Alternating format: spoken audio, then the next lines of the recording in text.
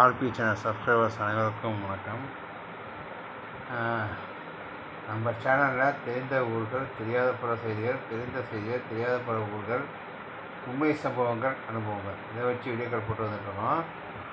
மறக்காமல் RB channel ரொம்ப பேர் சப்ஸ்கிரைப் பண்ண பார்த்துட்ருக்கீங்க. தயவுசெய்து சப்ஸ்கிரைப் பண்ணிவிட்டு பக்கத்தில் இருக்கிற பெல் பட்டனை கிளிக் பண்ணி ஆன் நோட்டிஃபிகேஷன் வச்சுருங்க. அப்போ தான் நான் போடக்கூடிய புதிய நோட்டிஃபிகேஷன் இருக்கிறேன். சரி, வாங்க வீடியோ கூட போகலாம். நான் வரேன் பேசி வீடியோ கூட போக விரும்புகிறேன். சுருக்கம் போக விரும்புகிறேன். இன்றைக்கி மே 11, அது எல்லாருக்குமே தெரிஞ்ச விஷயம்தான். மே 11/5/2025 என்ன விஷயம்னா உலக அன்னையர் தினம். ஸோ அன்னைங்கிற விஷயம் பார்த்திங்கன்னா, அதாவது தாயிற் சிறந்த கோவிலும் இல்லை அப்படிங்கிற மாதிரி சொல்லுவாங்க எல்லா விஷயத்துக்கும்.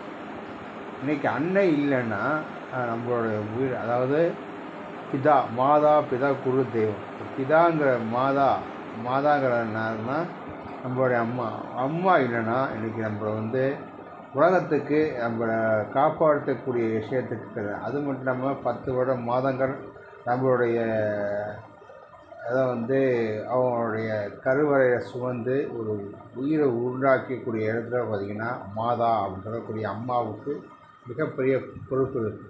அதனால் பிதாவை விடக்கூடாதுன்னு சொன்னாங்க. பிதாவோட துணை இல்லாமல் மாதா பண்ண மாட்டாங்க. அதை ஆனால் இப்போ சமீபத்தை பார்த்திங்கன்னா உலக அன்னையர் தினம். ஸோ இதை வச்சு தான் நம்ம பேச போகிறோம்.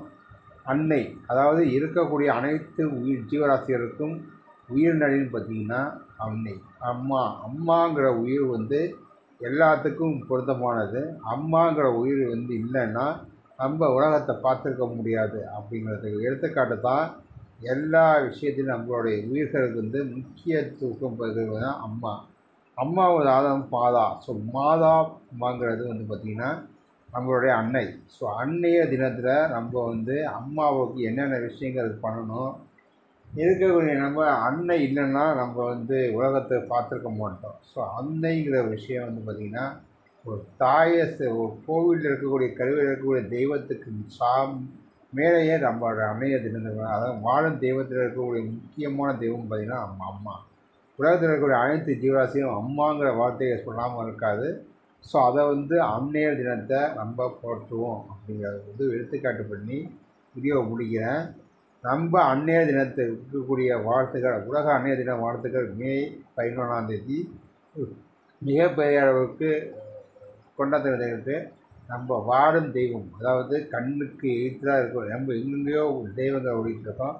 நம்ம கண்ணு முன்னாடியே வாழ்ந்துட்டு இருக்கக்கூடிய தெய்வமாக இருக்கக்கூடிய அது பார்த்திங்கன்னா அம்மாங்கிற ஜீவராசி இல்லைன்னா நம்ம எல்லாம் உலகத்தில் கொடுக்க மாட்டோம், வந்திருக்க மாட்டோம். அப்படிங்கிற இதை பழைய சத்திரிய உறவு பார்த்திங்கன்னா அம்மாங்கிறது பார்த்திங்கன்னா அன்பு.